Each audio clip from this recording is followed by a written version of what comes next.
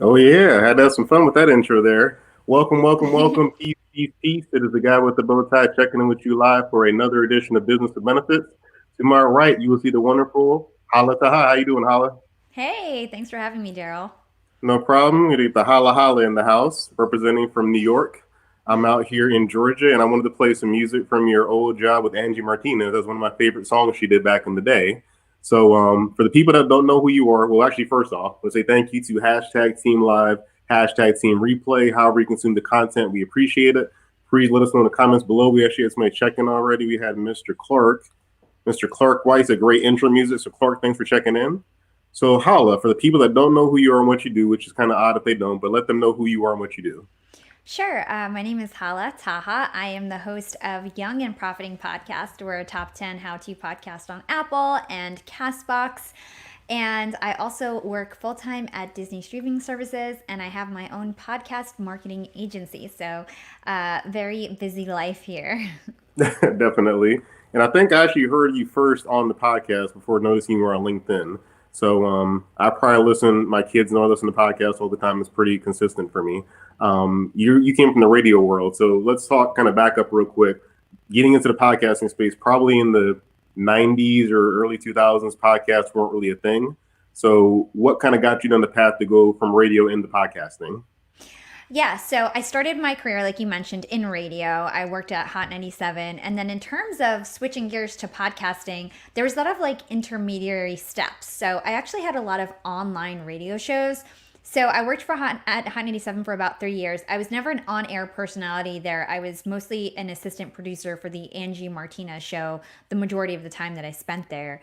But I did have online radio shows on the side with some of the up and coming DJs. And so I would be the personality. And then some of the DJs that you hear on the radio now were the DJs for my online radio shows. And we would interview artists and guests. And the way that online radio worked before is that there was like a physical station that you would go to.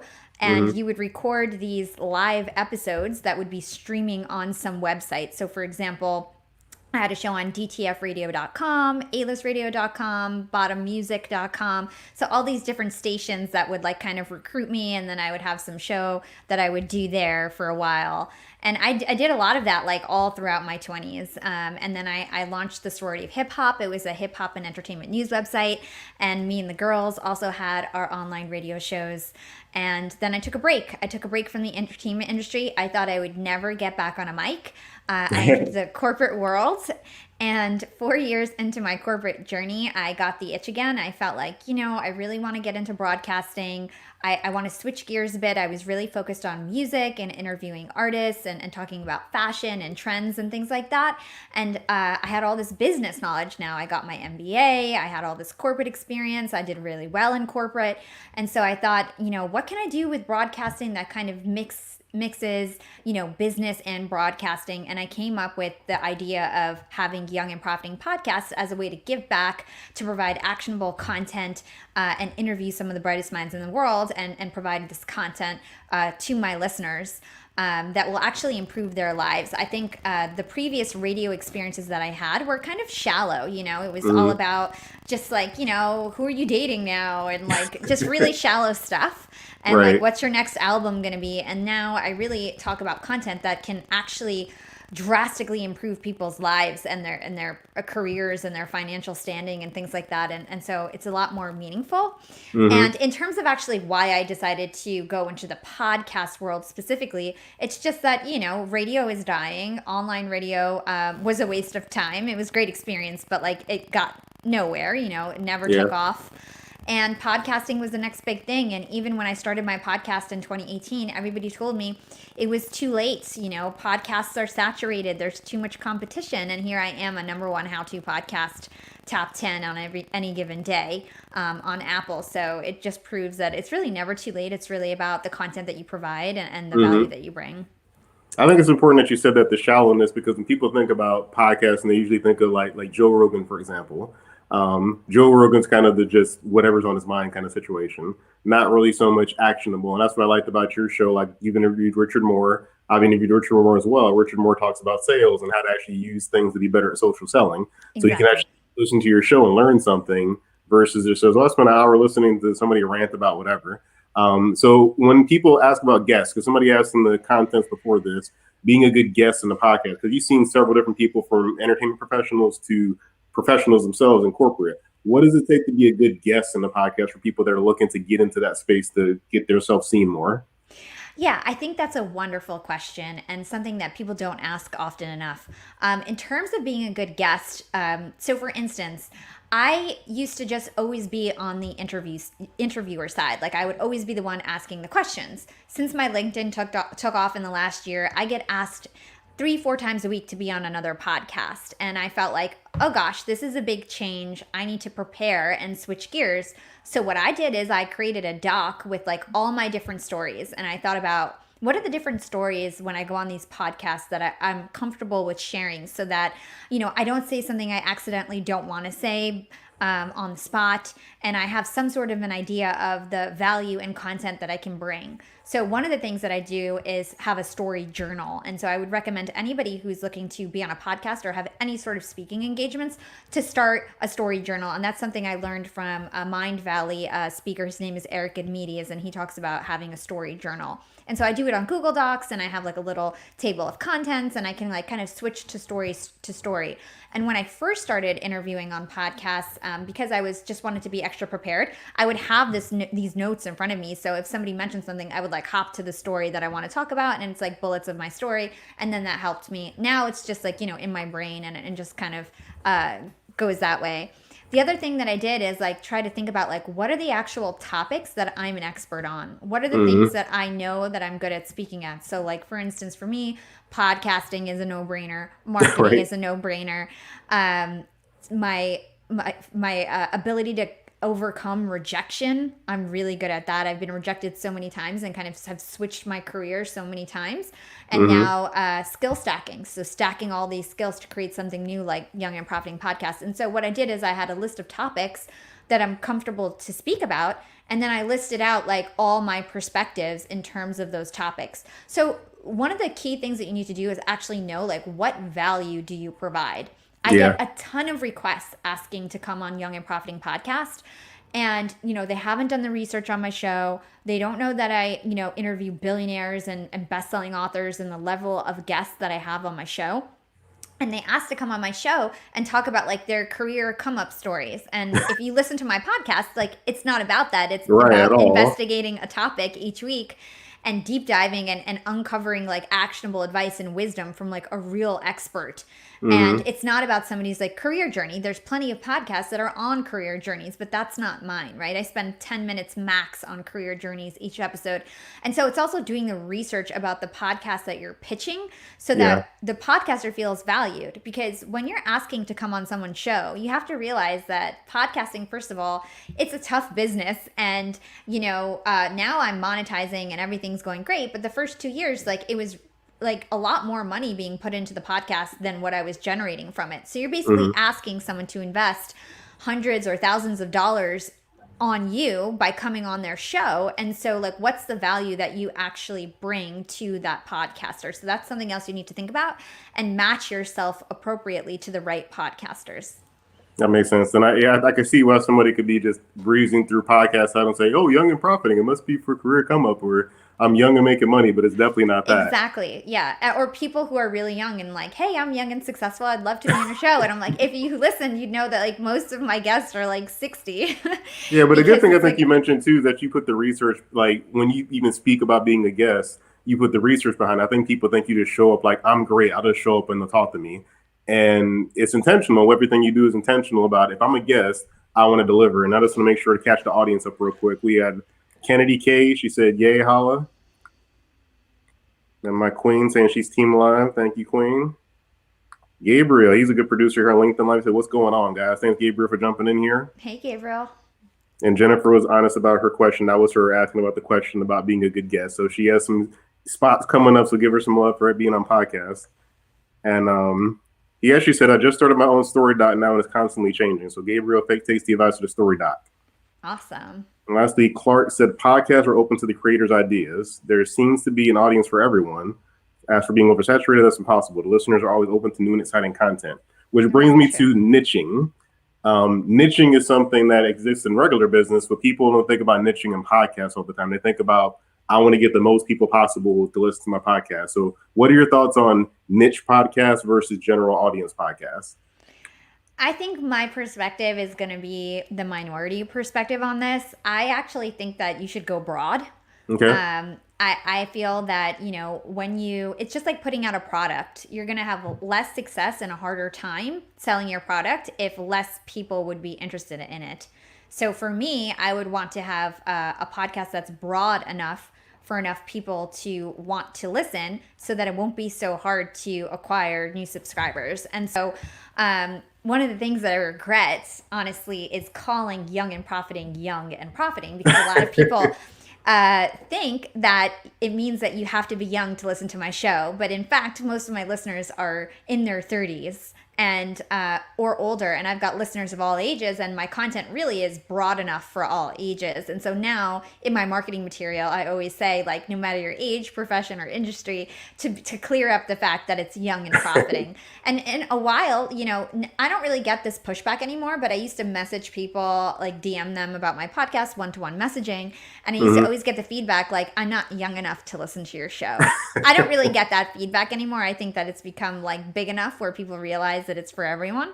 But in the beginning, people would be like, yeah, I'm not really young enough to be on your show, or I'm not young enough to be a guest on your show. Like, people were just confused. And so I think that having, a broad audience, you can be like semi niche, like, I want to have a podcast on entrepreneurship, but maybe don't make it specific, like women's entrepreneurship, because then all of a sudden you lose 50% of your audience. And you need to actually do your market research to see like who's interested in your podcast and make sure you design your title and things around that. For example, self-improvement is actually mostly male listeners. And that's why, like, all my branding and things like that aren't very girly, even though I'm a very girly person. If I had everything pink and purple, my main audience would not be interested in my podcast. So Young and Profiting actually has a very, like, masculine feel in terms of our branding, and that's totally on purpose. Yeah, and when I asked that, Gabe actually put in there, I love talking about neuroplasticity. So Gabe was trying to make a funny joke on there. Thank you, Gabe, for that. Martin said this is great, and Martin used to actually run Black Planet back in the day, so he knows a thing or two about content. Oh, awesome.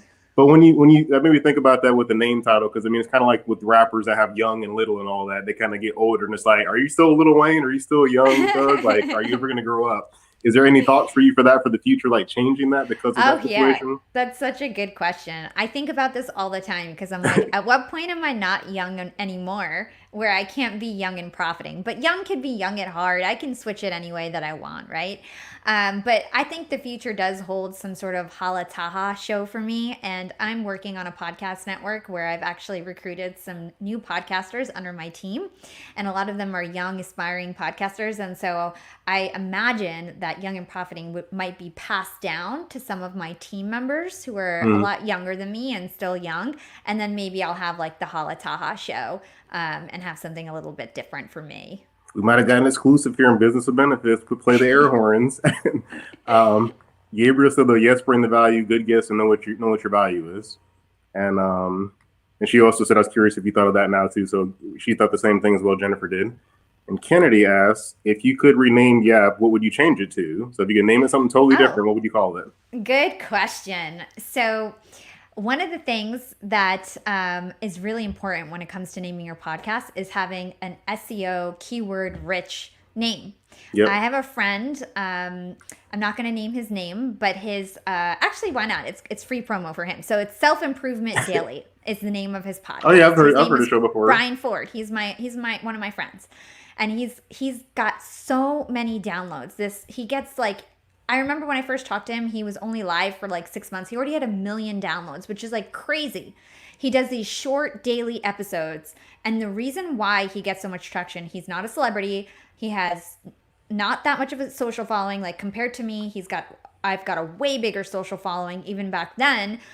And it's because he's got keywords in his name. His name for his podcast is self-improvement. So anytime somebody is searching on Apple self-improvement, if they don't know how to navigate to a category or something, they see his podcast first. And so he's getting all these downloads. And so if I could rename my podcast, it would be something like self improvement or entrepreneurship, something with a big keyword in there that I know people who would be interested in my show would be searching for. And so if I could do it all over again and I have clients and that's how I guide them in terms of how to name their podcast, it would be to ensure that you have a keyword in your name. So for you, business with benefits, you've got business in there, which Mhm. is great, but maybe you need a long tail keyword. Maybe business is a little too broad. So you might want to think about that. I'm getting schooled right now. I appreciate that. And Lee Riley put in there, pink and purple, who you calling girly? So he seemed to take offense to that. It's my Lee's always with the bad. jokes. No, he's always with the jokes. And then Gabriel added, love the openness of having a conversation. I'm all about the free flow conversation. That's how we do it here, Gabe. We don't want to go too canned. My queen actually added a comment. Hal is very motivated and motivates others. Keep on being awesome. Great interview. Thank you. Yeah, he is doing a great job. Oh, thank you. Gabe actually added, I would like to call my show the Google Show. You will get a lot of Google will love that you call it the Google Show. You get a lot of hits that way. I think that would be too confusing. You've got too much of a competitor. Yeah, Google. I guess they're gonna throw things off. But let's talk about the profiting from a podcast because people, you mentioned before when you first started doing it, people said, "What are you doing? It won't make any money." So there's a couple of different ways to monetize podcasts. I think people don't understand because it's not just sponsorships, but what are the ways people can actually monetize a podcast? Yeah, so I think there's three main ways. There is sponsorships in return for the amount of people that actually download your show, and I'll get into that in more specifics in a bit. There is affiliate offers. So this is like signing up for affiliate marketing, which usually you could just do with like a web form, and you get some link that you generate and promote. So for example, a lot of podcasters are sponsored by Audible, but it's really an affiliate link that they just like sign up for and get like a link that they would promote. And then lastly, lead gen, which I think is the most lucrative way to monetize a podcast. And that's how I've been monetizing my podcast. And so that's really attracting customers to your main business through your podcast. So in terms of sponsorships, the way that the industry works right now, it's per 1,000 listeners, you get paid $25. And so Okay. 25 to like $30. And if you can add on things like if you're a social media influencer, if you can add on LinkedIn posts or Instagram posts, you might be able to push for $40 or $50 per 1,000 listeners. It's called CPM is per 1,000 listeners. And so, as I started growing my audience, I was able to get these sponsorship deals. There's many platforms that you can use. Podcorn is a cool platform where you can find the different companies that are looking to sponsor different podcasts and apply to them and Okay. set your rates and things like that. And so that's one way that you can monetize your podcast. But when you're just starting out, usually you don't have 1,000 listeners that are listening to your show, and so it's not the easiest way to monetize because you actually need those listeners, and they need to be ABM certified downloads in most cases, which means that it can't be like free downloads that you're getting from YouTube by like buying those downloads or something like that. It doesn't really work that way. It needs to be like real podcast channels like Apple, Spotify, Castbox, Overcast, like the main podcasts apps, and real downloads. And with that, you'd be able to get some good sponsorships. Affiliate links, like I mentioned before, typically lots of different companies just offer affiliate marketing partnerships, and you would apply to be a partner. And basically, whatever you sell, you would get a percentage of whatever that is. So, like at one point, I was affiliated with Video Husky. It was like a video editing software platform. And anybody who got signed up, they got like a coupon discount for signing up. And then I would get like for the lifetime of the customer, like 10%, of that deal. And so there's lots of different affiliate deals. You might want to look at them depending on how engaged your community, that could work. One thing I would say with podcasting, it's more of an awareness tool. So the likelihood that somebody's actually going to click and buy something is very low. And so I've tested a lot of affiliate stuff. And even though I have a huge audience, I didn't get a lot of traction. I do better with affiliate links when it's social media posts because it's easy for people to click.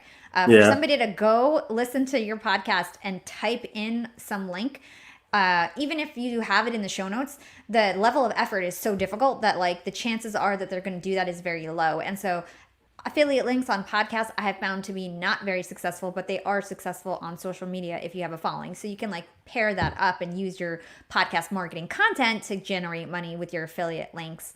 And then lastly, lead gen, which is for me, I offer podcast marketing services for CEOs and best-selling authors and people who are, of a certain caliber. I have very high profile clients and celebrities and things that I'm targeting for my podcast marketing agency. And so Right. for me, it's actually the guests that come on my show that are potential leads. And this is brand new for me, and it wasn't on purpose. I actually had a lot of people like Heather Monahan, who came on my show and were Yep. like, I'm so impressed with your marketing. Can you take me on a deep dive? Can you give me some consulting? And it started as consulting. And then everybody was like, you've got to offer this as a service. Like, your team is amazing. When are you going to offer this as a service? And so it just happened very naturally. And now I've got like a whole Rolodex of potential clients because so many CEOs and authors are starting their podcasts and really don't know what they're doing and don't know Yeah. how to market it or have a LinkedIn presence. And so I'm able to kind of put that together. And so my guests have become a lead gen tool. And so that's how I monetize. And if anybody has any more questions on monetization, let us know. Yeah, definitely. We had some comments coming actually recently as well. We had Clark talking about the broadness. He said, I like the broad reach if you want to monetize faster. Getting 1,000 subscribers on your YouTube channel and videos that have generated 4,000 watch time hours over the last 12 months is not easy. Yep. Definitely. It takes a lot of work to grow a YouTube channel. And then Gabriel said, I've started chasing the leads as a remote producer for the streamers. Yeah, I've seen Gabe do that actually. Gabe does remote production if you need help with that. You'll see him produce a show for somebody else that says, hey, I want to go on LinkedIn Live, but I don't know what I'm doing. So he's using kind of the same model. And speaking of audience real quick, I want to make sure I shout out the Bowtie Nation here real quick and put my guest for Bowtie Nation. If I could get my buttons clicked right here. Oh, wrong button. There we go. Hold on, guys. I'll see you on the other side of this video real quick.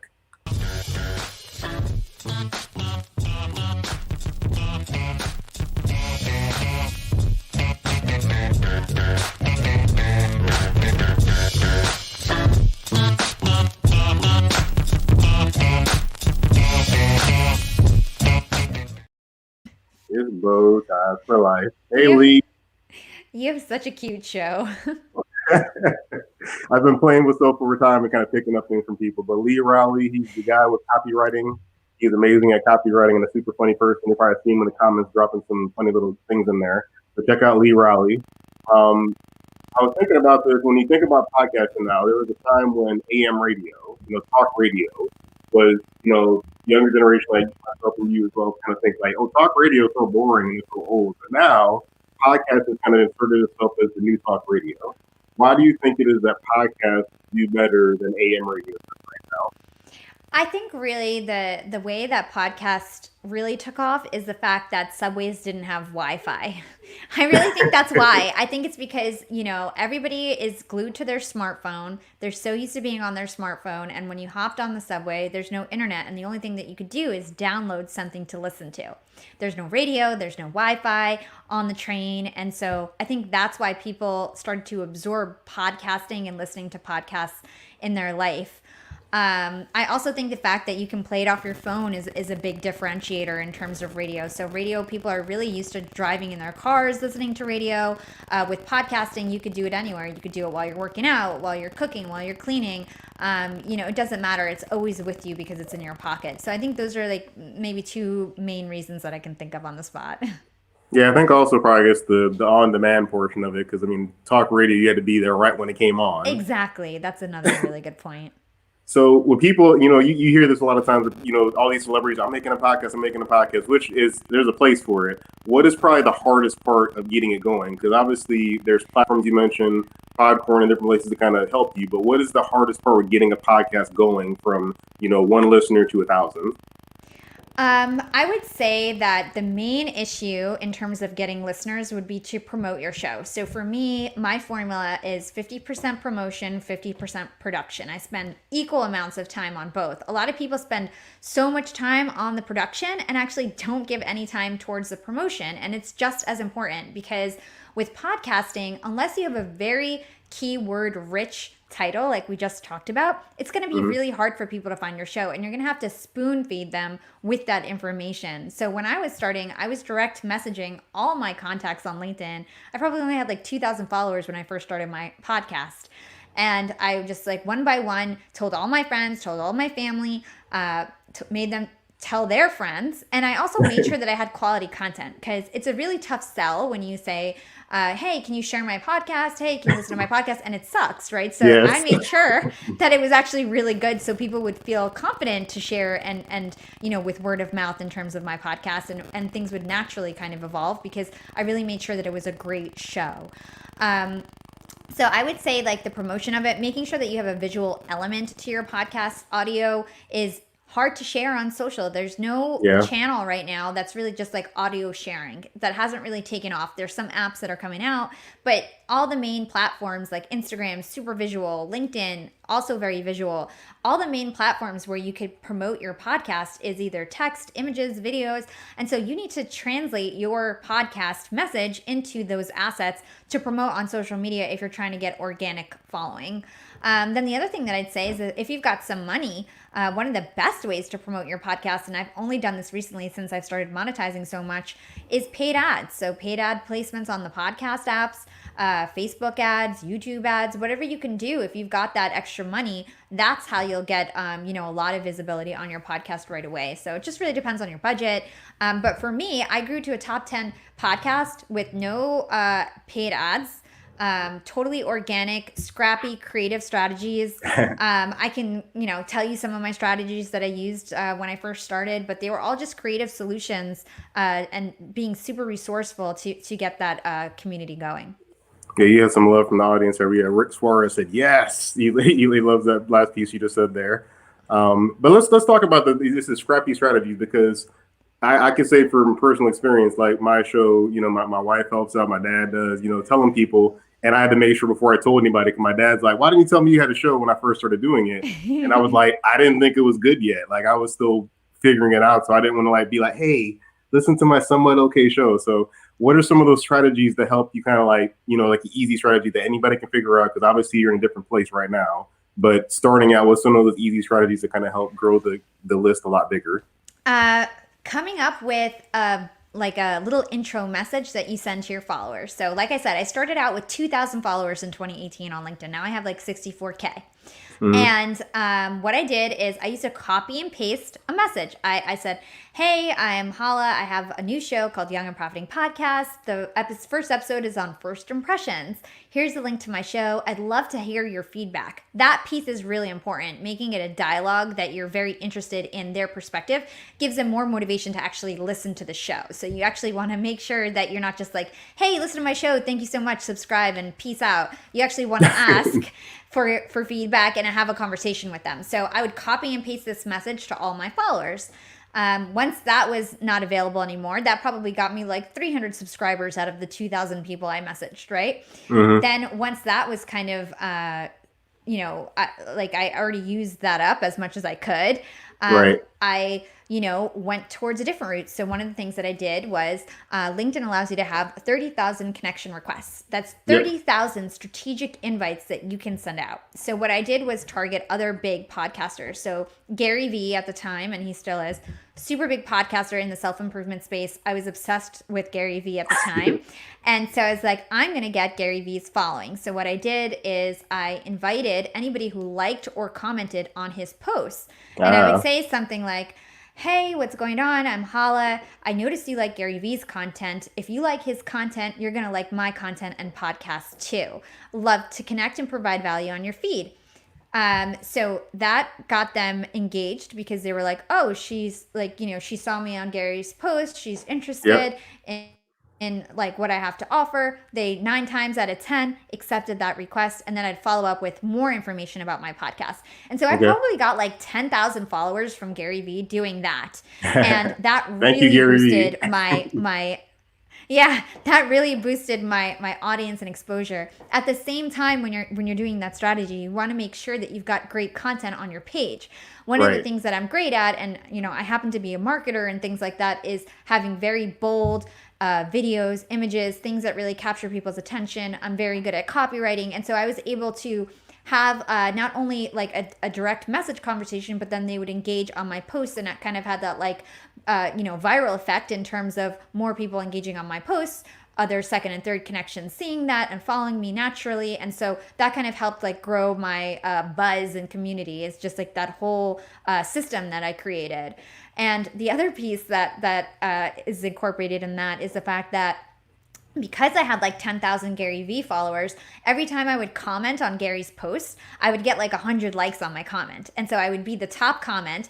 And so the 10,000, 20,000, 100,000 people that saw that post would see me and would follow me and be like, why is this girl getting so many likes? Who is Mm-hmm. she? They would be curious, follow me. And then like my community grew that way too. So it was a great strategy. I would recommend, you could do this with anyone in Yep. your space, your competitors.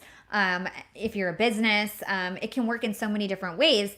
And the reason why inviting people who like and comment are better than actually just inviting anybody who's following that influencer is because those are active connections on LinkedIn. You Yep. know that they actually engage on content and they might engage on your posts. And so you don't just want a dead follower, you want somebody who's going to engage on your content. Now I'm maxed out at 30,000 connections, so I can't do anything cool like that anymore. And I feel like Right. I'm losing out on so many things. But, it is what it is. Well, there are those bot connections. I was talking with Mary Henderson yesterday. Mary said she thinks like 30% of LinkedIn users are bots. So maybe you have 3,000 followers that are just bots or something you could take out. But you brought up something interesting with that, with the using the network, because a lot of people don't realize that. But also you mentioned having good content. I think that people don't take heart to with that is they go do it and they have bad content or nothing on their page. And they're like, why isn't what she's saying working? Because you have to have something when they go to your page. What are you doing?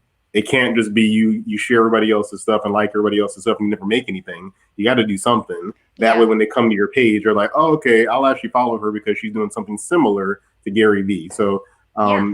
you mentioned the 50% on the podcast side. Do you treat it kind of similarly with your LinkedIn for as half of your time on content and half time on community? I never really thought about it that way, but I do spend a lot of time with community. So Okay. I always make sure that I respond to my direct messages. We always try to respond to comments. It's really important to keep your community engaged because if somebody's spending time to comment on your post, you want them to feel respected and valued so that Yep. they do that again. Comments are everything on LinkedIn when it comes to getting more eyeballs and getting more second and third connections to actually see your post. And it's actually like the first 30 minutes is the most important to have comments on your post. So what I tend to do is after I put out a post, I make sure for the next 30 minutes I'm checking in and at least commenting in the first 30 minutes so that my post does do well and more people can see it. And so community is super important. And I think, making sure that you reciprocate and also comment on other people's posts who support you, especially when you're starting out, is really important because you want to build that community. Nobody's just going to like support you without you supporting them. So it's like a give and take thing when it comes to the community for sure. Yeah, do not post and ghost. You got to be active in the community. And speaking of the community, Randall Compton has been a great supporter of the LinkedIn Live hashtag. So, hey, Randall, thanks for jumping in here. He's always talking about food on LinkedIn, which is interesting, but he does a great job of supporting the live community. So, thank you, Randall. And then Judy out there in the islands, and I'm interested in creative strategy, so we went over that a little bit. So, thank you. Gabriel said, one day I will have Hala on my love show. I'm not sure what the love show is, Gabriel, but Hala, you got a request right there. And then your Depends what the friend, love show is. yeah, we'll find out what the love show. Gabe will tell us in the comments. Would you recommend someone is starting a podcast to focus more than 50% of their time on the content in order to make sure they have something people want to listen to?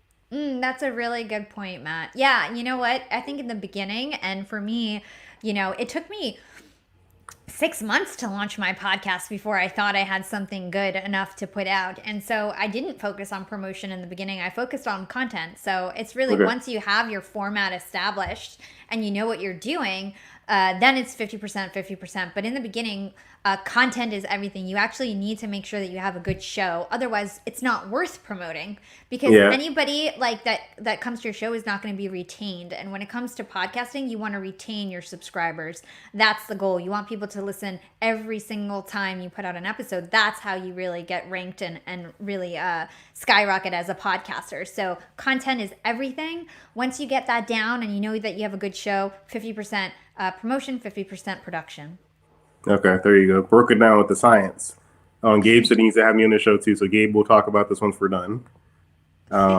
Clark actually said, "R.I.P. follower, too funny." I didn't see that person. I must have made a comment I missed somewhere though. And Judy said to respond on my comments. And Kelly has a good little LinkedIn show too as well. Said definitely engagement is king. Yeah. So yeah, especially on LinkedIn. All I use is LinkedIn and YouTube, and I can't tell you YouTube is not my thing, so I can't tell you how to monetize or make it work. But I will say that I appreciate anytime somebody comments on anything, just because you don't have to do that. So when you're promoting the podcast, essentially you're using social at the same time. So would you say social is the strongest way to promote a podcast, or is something else a good method for you?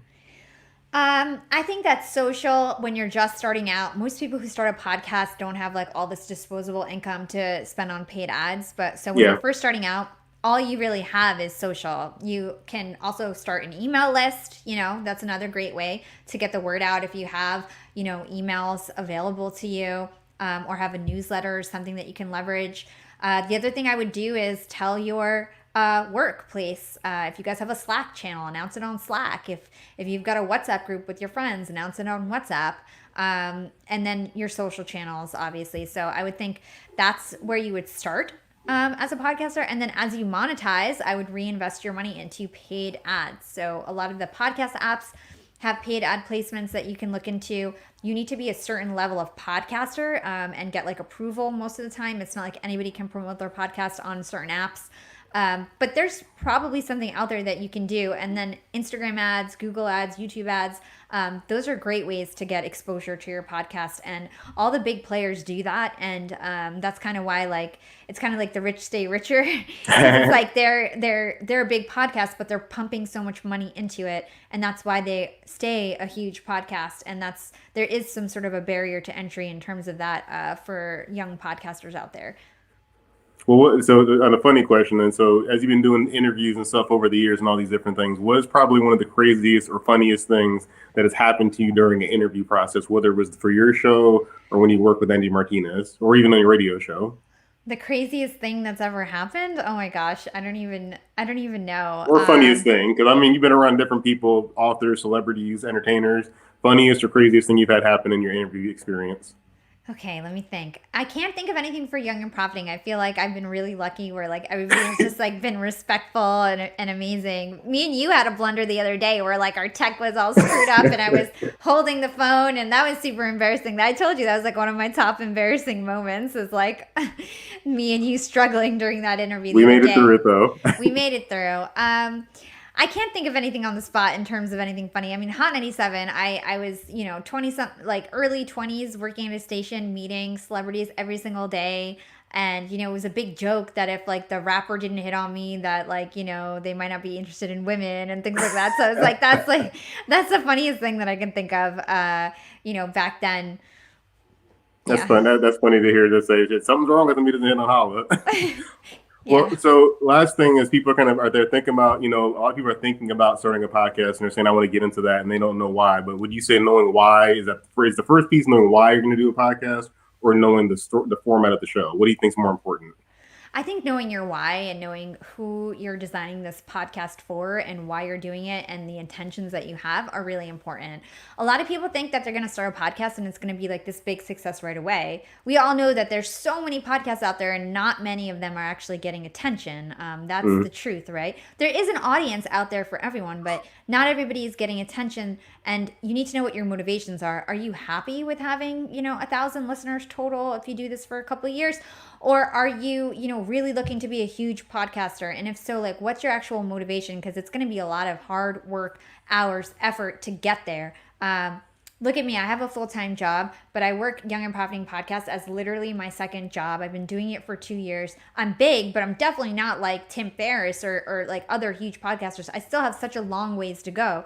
And I've already put in so much effort, And so it's like, how much do you really want this, Because it's not just some easy thing you throw on a podcast and you're Joe Rogan the next day. That's not how it happens.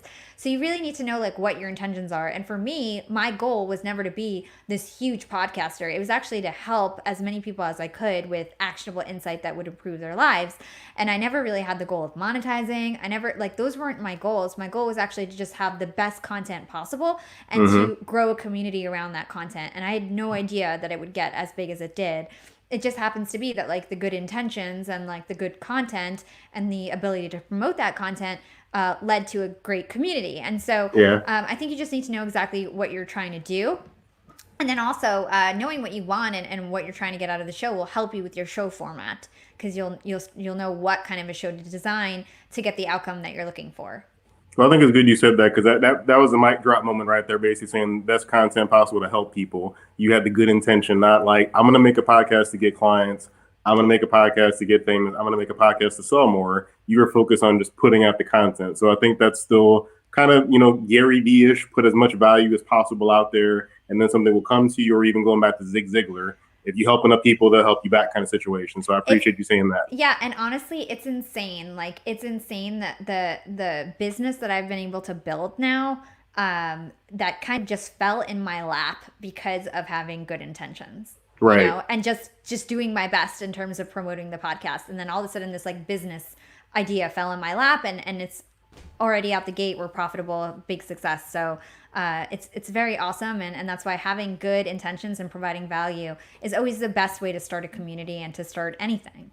So take notes, people. And then a funny comment from Kelly Blackman. He said, "Been there. I get hit on by plenty of rappers too." So being a jokester there, Kelly. But thank you, Hala, for the time. We had to end it on the fun note. But just make sure if anybody wants to find out more information about you or your agency, what should they do? Or even the podcast, what should they do?